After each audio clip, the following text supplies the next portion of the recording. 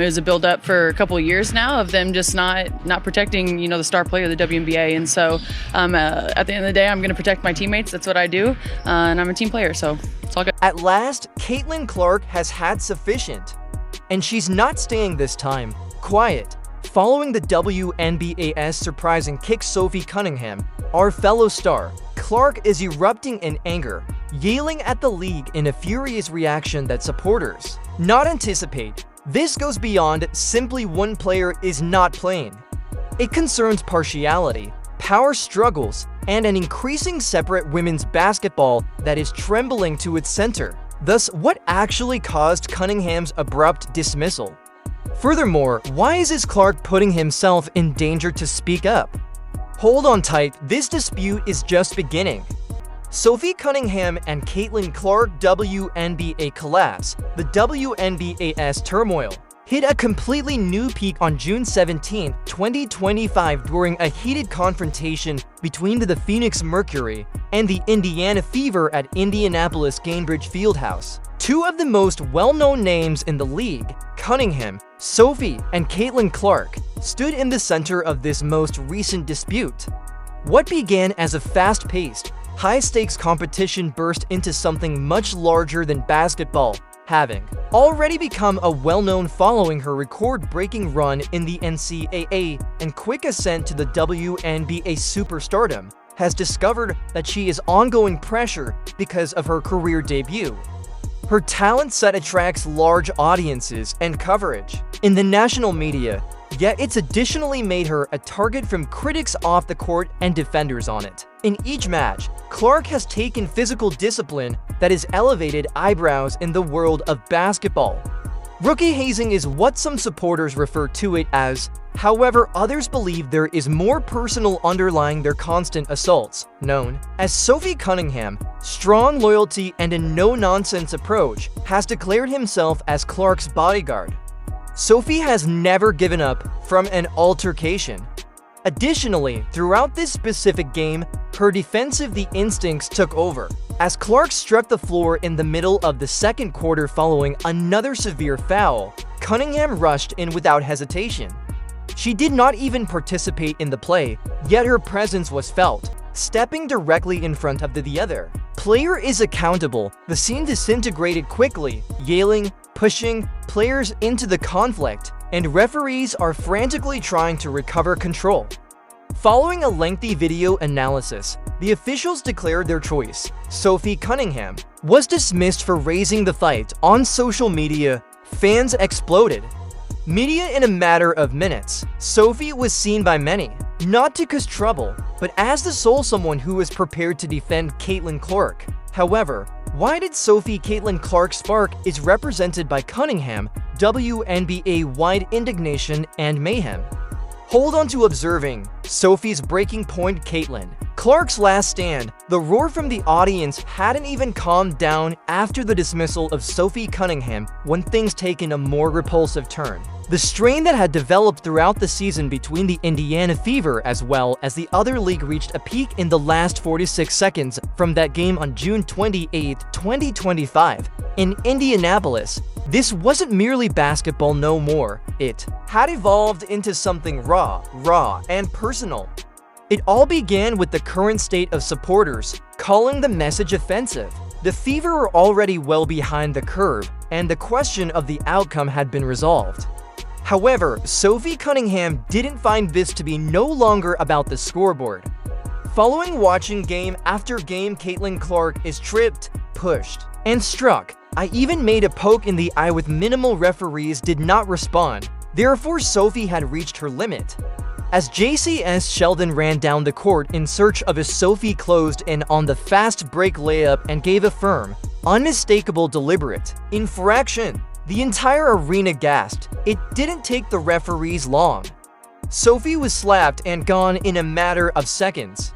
Thrown out with a flagrant. For many, this wasn't simply a foul, observing.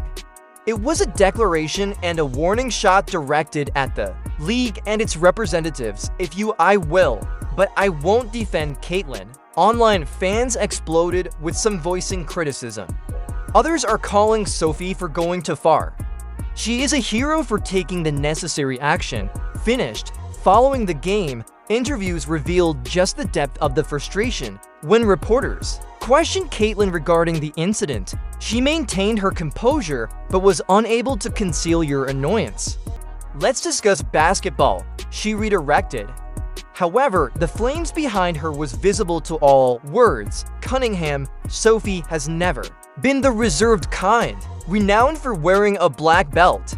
In Taekwondo and her unafraid style, she's always carried to the game herself with tenacity and grit. However, that resilience this season has been challenged in a way never seen before. Cunningham subsequently said, "I simply couldn't sit and observe Caitlin taking another inexpensive shot. Someone needed to send a message." All of this is ironic, and Caitlin Clark's the WNBA's arrival had essentially rescued its national overview. Since making her debut, attendance tripled and sales of jerseys increased dramatically, and TV viewership attained historic peaks. A few months prior, arenas were packed just by Clark's presence. From Los Angeles to Indianapolis, local on game days, shops flourished, and the impact of social media brought millions of fresh perspectives on women's basketball. However, in spite of everything, Caitlin sat out, having suffered a minor injury earlier in the season. The WNBA's viewership plummeted by an incredible 55%. Just that statistic generated shockwaves through the media for sports. However, Clark continued to absorb more each week. Strikes with little to no help from officials.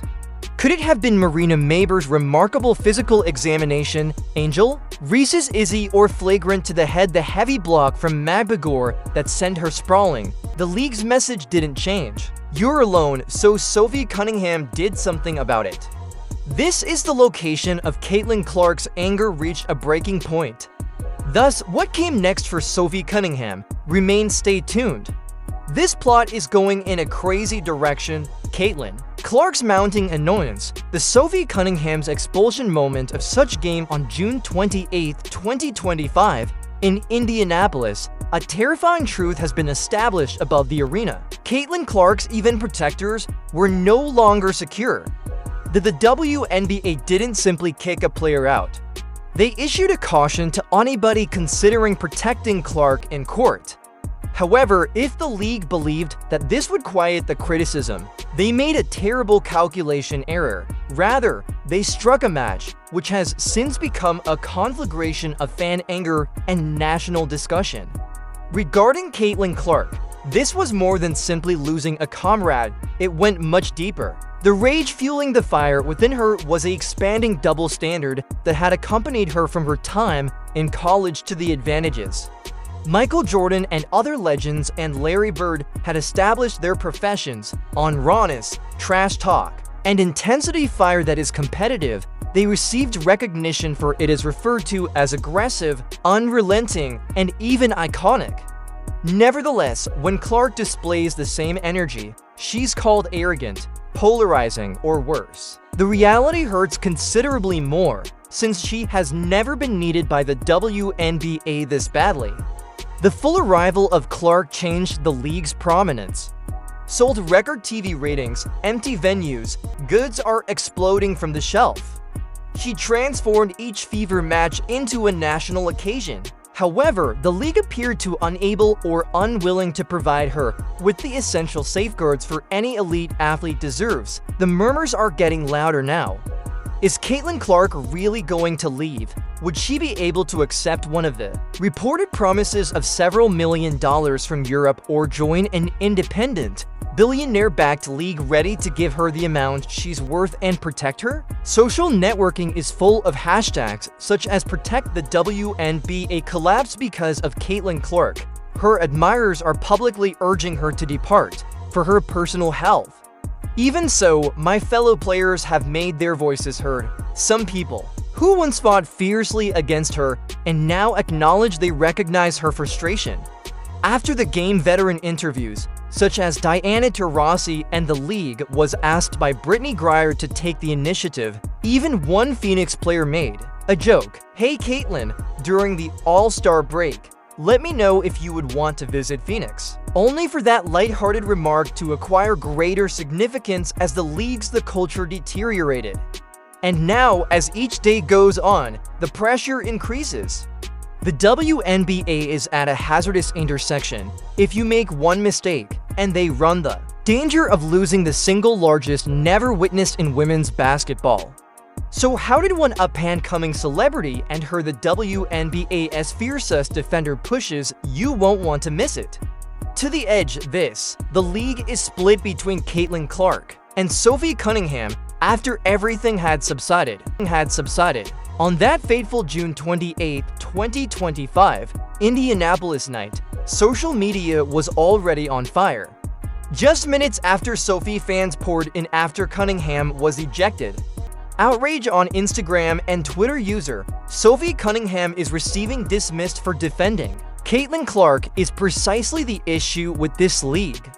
Someone else wrote, she's the only someone who is prepared to support Clark, and this is the gratitude she receives. On the Caitlin Clark's response in court spoke, she is well known for her laser concentration and control over one's emotions outside of the game. Caitlin was unable to conceal her annoyance this time.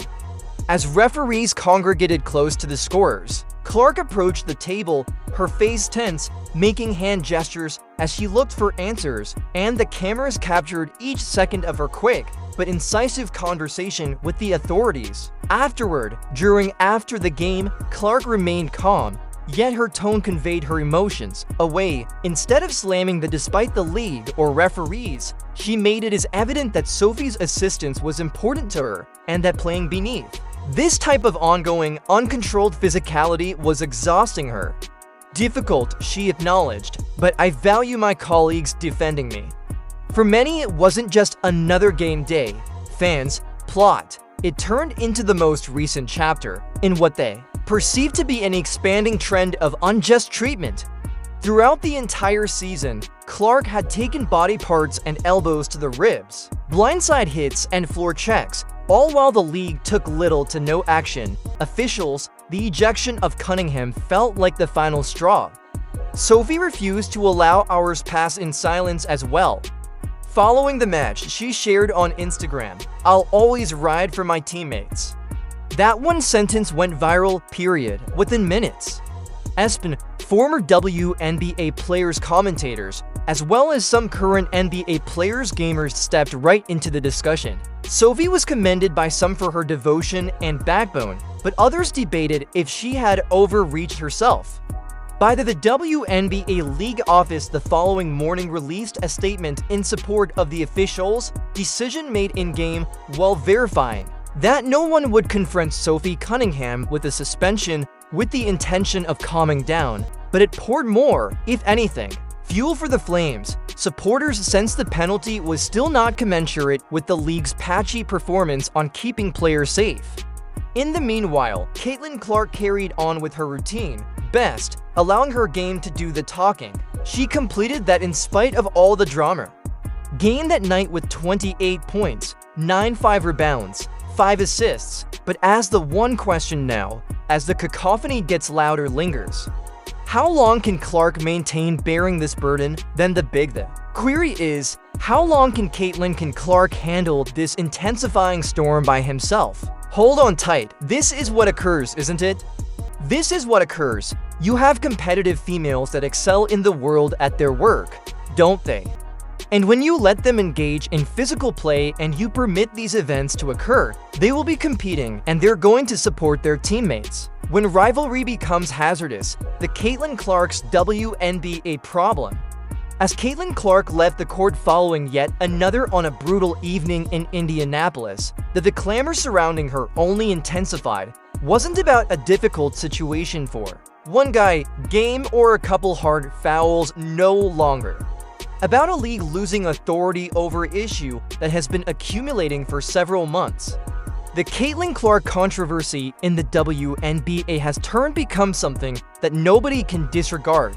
What started out as a difficult physical play is an inherent component of high-level competition has now evolved into something much riskier. Inexpensive shots, harsh penalties, on-court aiming, even harassment from admirers and fellow players. New ones are added every week. Highlights of the grabbing of Clark, pushed or struck without repercussions.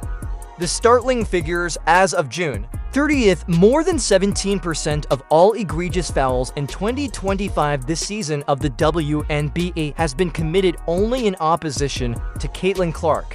Let that take that in.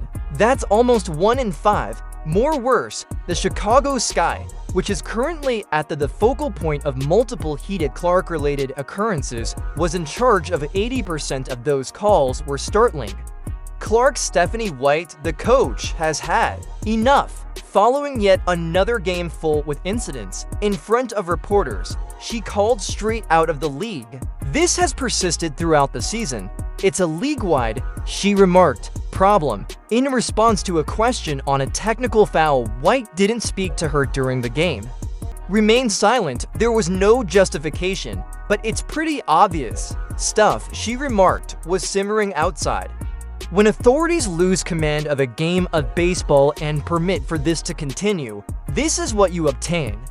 Additionally, fans are approaching their limit. The internet was flooded with remarks such as, "Will anyone stand? Caitlin Clark, are you game?" Additionally, "This isn't basketball no more." There is a fight every evening. NBA players have also started speaking candidly with Shady McCoy stating, "Yeah, she is the objective of back, because this isn't fair to her, and the criticism isn't limited to admirers."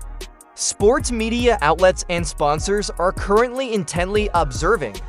Some even wondering whether the WNBA can make it through this huge PR catastrophe. The league, once seeing record-breaking viewership because of since Clark's arrival, headlines questioning its standards for officiating as well as player safety regulations. However, the actual shock might support media and pressure does indignation drive the WNBA to disintegration. Watch this space to discover out. From the game of basketball to the battlefield, in each game, the circumstances it gets darker around Caitlin Clark, and even more alarming.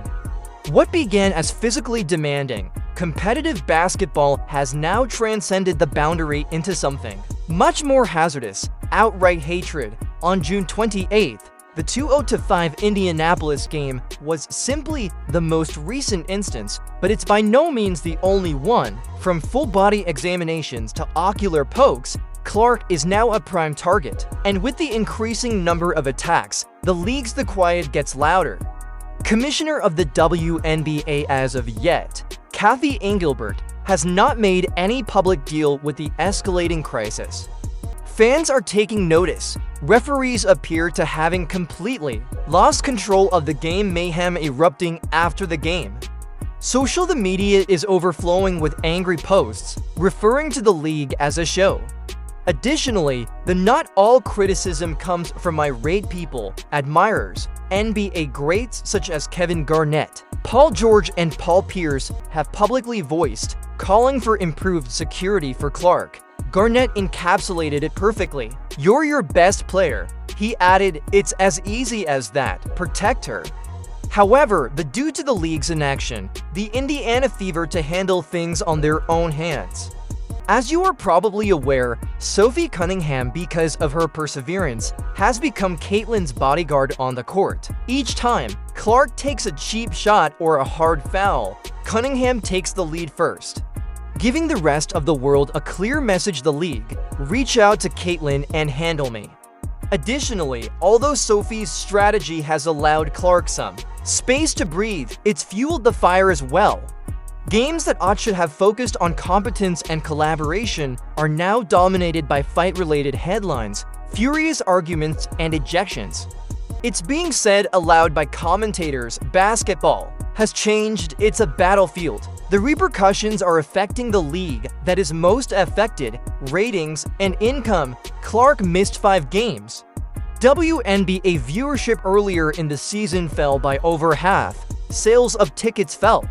Sponsors became uncomfortable, even owners of teams began to voice their worries. The fans' message is now crystal evident: when Caitlin isn't performing, they're not observing. Additionally, this issue is affecting deeper rifts throughout the basketball community. What used to be a united supporter base supporting the expansion of the league has now divided into two factions. WNBA supporters against Caitlin Clark supporters, the Indiana Fever is over. Supporters of opposing teams, millions of dollars. Of Clark admirers expressing their dissatisfaction straight at the league. The NBA players, the media, and casual sports enthusiasts are all currently watching. Additionally, with every brutal foul, every missed call, and with each unresolved hit, the WNBA's reputation continues to deteriorate. The league is playing a risky game. Another Clark's injury could result in long-term harm, not only to her, but also to the WNBA's entire future. However, what are your thoughts? Possesses the WNBA lost command of the Caitlin already Clark crisis, putting its whole future at risk? We want to know what you think in the remarks. Remember to like, share, and sign up.